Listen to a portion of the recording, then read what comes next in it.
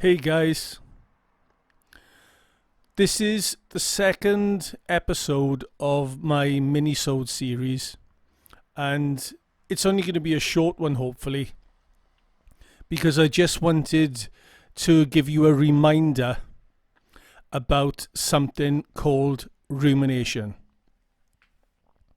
Now, we can also call rumination other things if you really want to, just to simplify it. You can call it worrying, you can call it dwelling on things, you can call it trying to figure out or analyze. There's various ways you can put it across. But the thing is, I can bet you any money right here, right now, that one of the reasons, or if not the main reason, you have clicked on this video is because you are still trying to figure shit out. Am I right? What you have to understand about trying to look for the answer, trying to figure things out, is that through this process, through this mental process, you are never going to achieve that, ever. Okay? Now, let me just back up and say something that I've said many times before. You have an intrusive thought, okay, that lasts a split second, and you spend the rest of the time trying to analyze it and figure it out, and it's keeping you stuck in this loop. You're kind of like a Neo in the Matrix that never figures how to get out of there. Okay, your mind is clouded. It's almost like spinning your wheels in the dirt, constantly spinning your wheels. And of course, when wheels spin, what happens? Dust goes everywhere. Okay, and everything becomes clouded.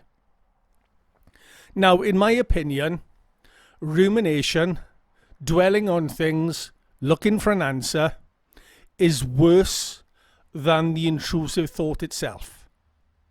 When a thought is occurring to you, there's nothing you can do about it. You could try and suppress it, but it'll always come back. With an intrusive thought, you have to allow it to be. With rumination, with analysing, it is controllable thinking. Believe it or not, it is. And you can do something about it. Okay? A lot of people say to me on my Facebook page, or, on YouTube or whatever, they'll be like, blah, blah, blah, blah, blah, blah, blah. Does this mean I'm gay? Does that mean I'm gay? Does this mean that? Does that mean that? And I'm like, you're ruminating. Oh, right. Okay, thanks, Jesse. 2 minutes later. But does that mean? And I'm like, you're ruminating. Yeah, but blah, blah, blah, blah. Fucking dude, you're fucking ruminating. do you know what I mean? It's sometimes I can get a little bit, up in the air, but mostly I'm pretty calm. But the fact of the matter is, sometimes you've got to hit home to them. You've got to stop them sometimes in their tracks, because they keep going and keep going and keep going and keep going. It's rumination is a compulsion, right? It's analytical thinking. So even though you feel that you can't stop, you can. Okay? You do have more power over it than you think you do. If I asked you to stop solving a puzzle, if I give you a jigsaw puzzle and said, okay, there's 1,000-piece jigsaw, put it together, then after about 15 minutes I say stop, you'd have no problem with it, would you? So all you have to do is stop trying to figure it out. Stop trying to figure out your sexuality. Now, the truth is, because rumination is a compulsion, just like any other compulsion, people are frightened. They're frightened to stop doing it because they think that if they stop ruminating, then it's as good as saying, you know, accepting, okay, I'm gay. But that's not really what's going on. You know, the rumination is going to keep your OCD going. By looking for certainty, by chasing certainty, by chasing the answer, by trying to look for a conclusion, you know, you're just running face first into a brick wall. Now ask yourself, has looking for the answer, is chasing certainty, has it brought you any relief so far? Well, I'm no Sherlock Holmes, but I will say that it doesn't work. It hasn't worked. If rumination was going to work, if it was going to bring you the answer, it would have done so a long time ago. So, what's the counterintuitive thing to do? To do the opposite. Don't try to figure it out. And, you know, you listen to this and you'll think, oh, okay, Jesse got a point there. And then off you'll go. And I can bet you that 5 minutes from now, or in an hour's time, or tomorrow, you'll be back at it again, trying to figure it out. Let me tell you something about me. I didn't really have intrusive thoughts until about the age of 35. But let me tell you something. I've suffered basically with rumination from about the age of 7. Yeah, 7. And it, you know, I had it all through my teenage years, all through my adult life, and it helped to cause, you know, chronic stress, because that is another condition that I've suffered with, is chronic stress. But I realise now, late in the day, that a lot of that was caused by compulsively trying to figure things out.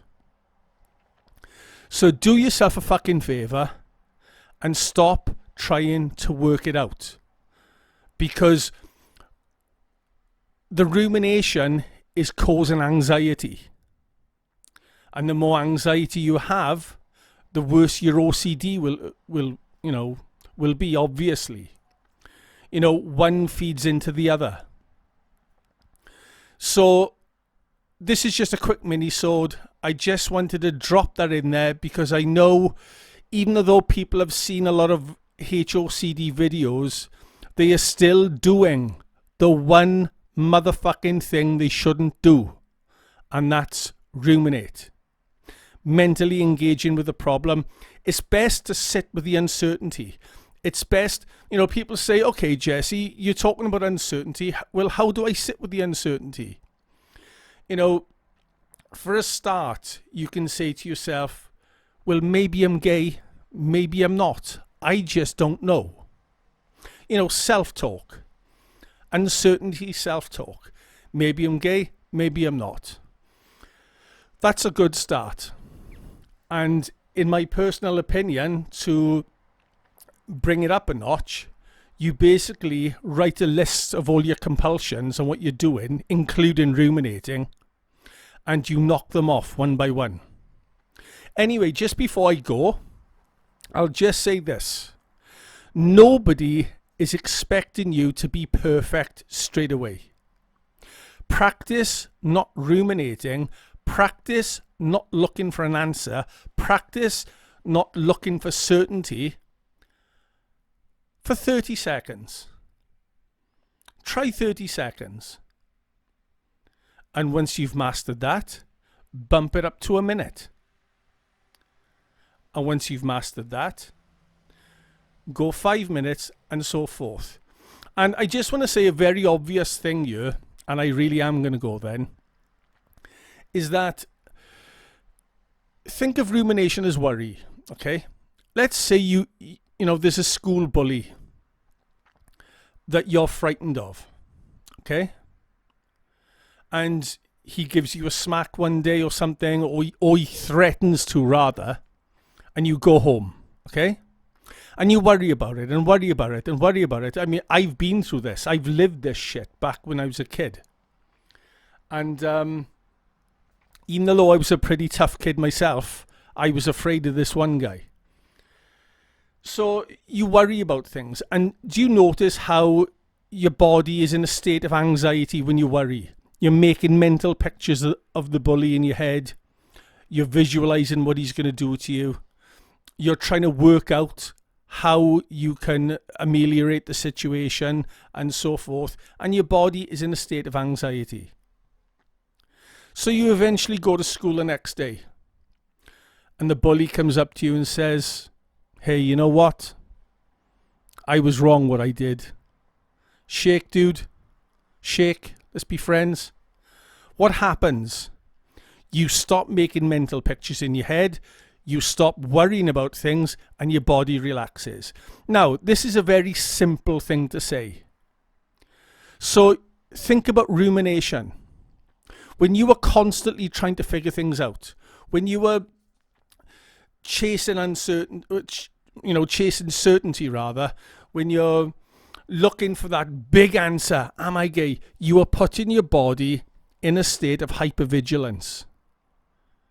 Knock it the fuck off. Learn to stop ruminating and do it bit by bit. Anyway, guys, I just want to say I love you all. If you wouldn't mind liking and subscribing to my channel, I'd be very grateful. It would help me out. And I will see you very soon, okay? Take care, guys. Bye.